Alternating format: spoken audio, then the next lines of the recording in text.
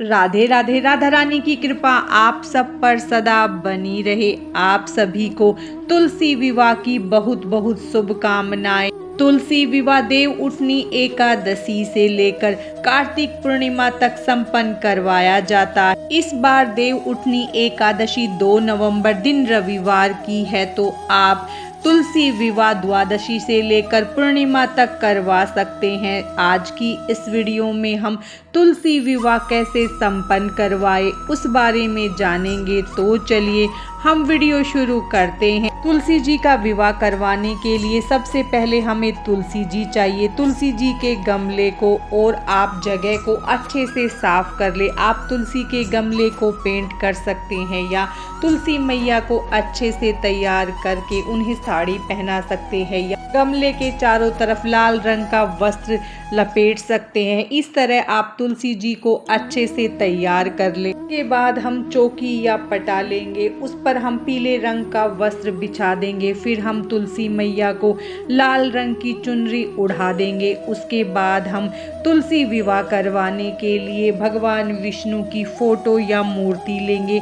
हम भगवान विष्णु की फोटो ले रहे हैं। अगर आपके पास शालिग्राम जी हैं तो आप उनसे तुलसी जी का विवाह करवा सकते हैं या आप विष्णु भगवान के किसी भी स्वरूप से तुलसी जी का विवाह संपन्न करवा सकते हैं। उसके बाद हम चौकी पर पुष्प का आसन देकर भगवान विष्णु की फोटो को चौकी पर विराजित कर देंगे। उसके बाद हम अक्षत का आसन देकर भगवान गणेश को चौकी पर विराजित करेंगे। अगर आप एकादशी के दिन विवाह करवा रहे हैं तो अक्षत की जगह तिल का प्रयोग करें। द्वादशी से लेकर पूर्णिमा तक अगर तुलसी जी का विवाह करवा रहे हैं तो आप अक्षत का प्रयोग कर सकते हैं। उसके बाद हम चौकी पर अक्षत से अष्टदल कमल बना लेंगे। उसके बाद हम कलश स्थापना करेंगे। तो हमने एक कलश लिया है, उसके ऊपर हमने स्वास्तिक बना लिया, कंठ पर मोली बांध दी है और उसे शुद्ध जल से भरकर उसमें एक हल्दी की गांठ, सुपारी, लौंग, इलायची, फूल, अक्षत, रोली, हल्दी डालकर उसे अष्टदल कमल पर रखा।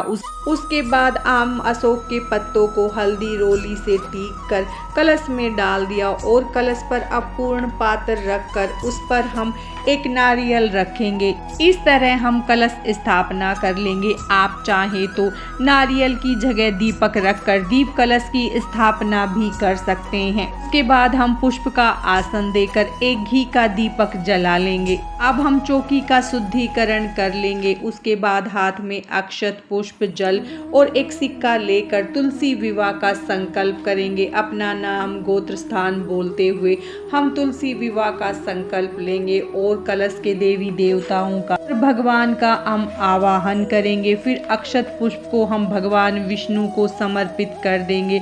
उसके बाद हम स्नान की भावना करवाते हुए चौकी पर विराजित सभी का स्नान करवा लेंगे। सबसे पहले हम भगवान गणेश का पूजन करेंगे। भगवान को रोली हल्दी से तिलक करेंगे, अक्षत समर्पित करेंगे, भगवान गणेश को जनेऊ समर्पित करेंगे, फिर वस्त्र स्वरूपी कलावा समर्पित करेंगे और फिर हम भगवान गणेश को पुष्प समर्पित करेंगे। इस तरह हम पहले भगवान गणेश का पूजन कर लेंगे। अब विवाह की रस्में करेंगे। तो सबसे पहले हल्दी की रस्म की जाती है। हल्दी पाउडर में थोड़ा सा दूध मिला लेंगे। आप चाहें तो सूखी हल्दी को भी पीस सकते हैं। इस हल्दी का हम पेस्ट बना लेंगे और फिर हम 5 बार हल्दी भगवान विष्णु को लगाएंगे। भगवान विष्णु को हल्दी लगाने के बाद हम यही हल्दी तुलसी मैया को भी लगाएंगे। तो आप तुलसी जी की टहनी पर या पत्तों पर 5 या 7 बार हल्दी लगा ले। इस तरह से हम हल्दी की रस्म करेंगे। इसके बाद मेहंदी की रस्म होती है। तो आप चाहें तो कीप वाली मेहंदी ले सकते हैं या फिर आप पाउडर वाली मेहंदी घोलकर वो भी ले सकते हैं। कीप वाली मेहंदी से मेहंदी लेकर हम भगवान विष्णु को 5 बार मेहंदी लगा देंगे और फिर यही मेहंदी हम तुलसी जी को लगा देंगे। आप तुलसी जी के पत्तों पर या टहनी पर 5 या 7 बार मेहंदी लगा दें।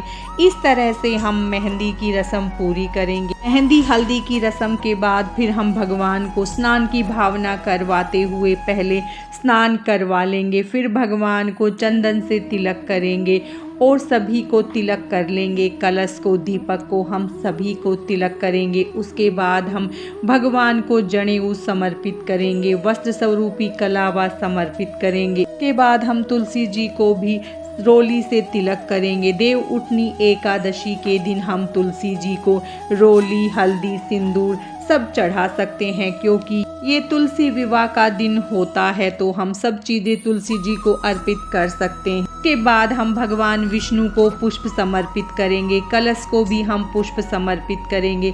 माता तुलसी को हम पुष्प समर्पित कर देंगे। दीपक को भी हम पुष्प समर्पित कर देंगे। के बाद हम वरमाला की रस्म करेंगे, तो हम 2 वरमाला लेंगे।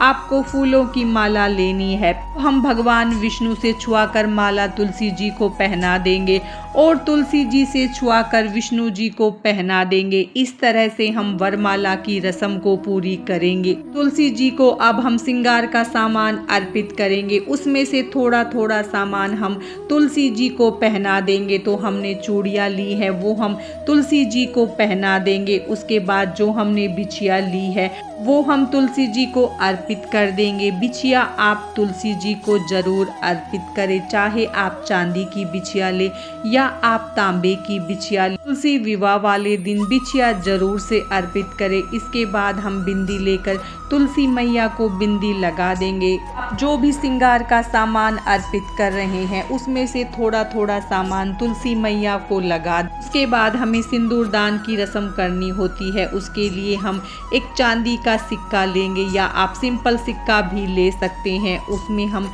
सिंदूर लेंगे और भगवान विष्णु से छुआकर तुलसी जी को सिंदूर अर्पित कर देंगे। इस तरह से हम सिंदूर की रस्म पूरी करेंगे। गठजोड़े की रस्म करनी है तो उसके लिए हम पीले रंग का पटका या पीले रंग का कोई भी आप कपड़ा ले सकते हैं, वो भगवान विष्णु को अर्पित करें। उसके बाद सुपारी, एक सिक्का या फिर आप हल्दी की गांठ या एक सिक्का ले सकते हैं। भगवान विष्णु के पटके और माता की चुनरी में हम हल्दी की गांठ और एक सिक्के को बांध देंगे।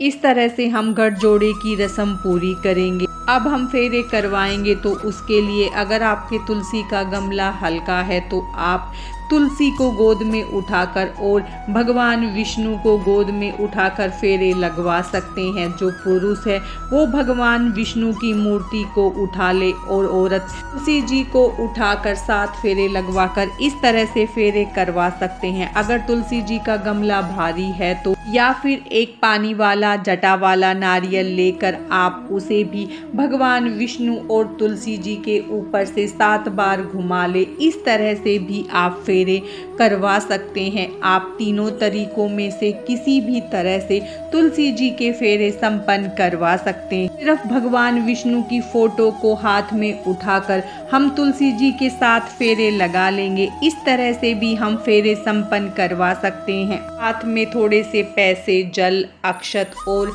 पुष्प लेकर हम कन्यादान का संकल्प करेंगे कि हम अपनी तुलसी का दान भगवान विष्णु को कर रहे हैं।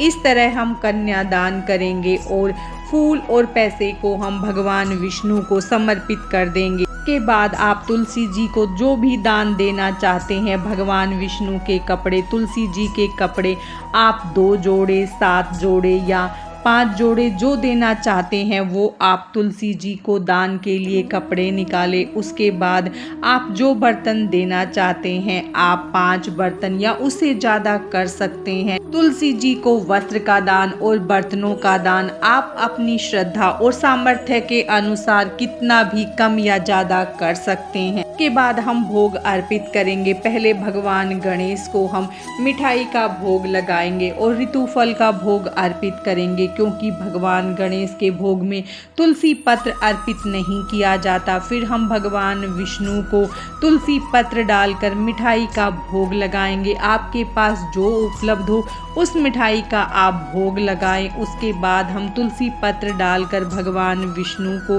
ऋतुफल का भोग लगाएंगे। 1 लोटा जल लेंगे, हाथ में थोड़े से पुष्प लेकर हम एकादशी व्रत की कथा को पढ़ेंगे या सुनेंगे। उसके बाद हम हाथ के पुष्प को भगवान के चरणों में समर्पित कर देंगे। इस तरह से हम एकादशी की कथा को पूर्ण करेंगे।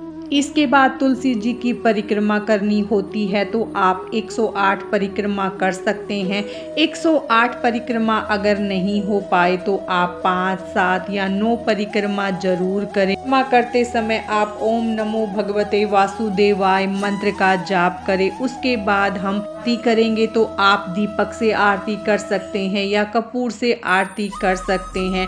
पहले हम भगवान गणेश की आरती करेंगे, फिर भगवान विष्णु की आरती करेंगे, फिर हम तुलसी जी की पूरे विधि के साथ आरती करेंगे। आरती करने के बाद हम तुलसी मैया से प्रार्थना करेंगे कि जो हमने विवाह की रस्म की है उसमें अगर कोई गलती हो गई हो तो उसे क्षमा करे और हमारी मनोकामना पूर्ण करे और अपनी कृपा हम पर सदा बनाए रखे। हाथ में थोड़ा सा जल लेकर हम चौकी पर से घुमा देंगे। इस तरह हम घर पर बहुत सरल तरीके से तुलसी विवाह की पूजा को संपन्न करेंगे। इसके बाद जो हमने भोग प्रसाद अर्पित किया है उसे प्रसाद स्वरूप हम सभी में बांट देंगे और चौकी का विसर्जन हम अगले दिन करेंगे। आज की इस वीडियो में बस इतना ही। भगवान श्री हरि विष्णु और माता लक्ष्मी की कृपा आप सब पर सदा बनी रहे। राधे राधे।